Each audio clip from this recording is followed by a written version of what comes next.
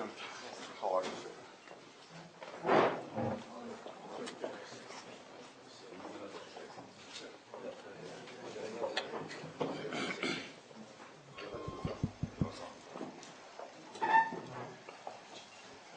Уважаемый господин президент, дорогие друзья, добрый день, я очень рад вас видеть в России.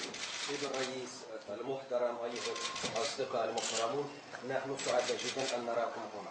الأخ العزيز الرئيس بوتين، أنا سعيد جدا بوجودي معكم اليوم، وأشكركم على حسن الضيافة والاستقبال المتميز والشعور الذي أراه مخلصا والرغبة في حميمية اللقاء وأيضا قوة العلاقات في هذه المرحلة.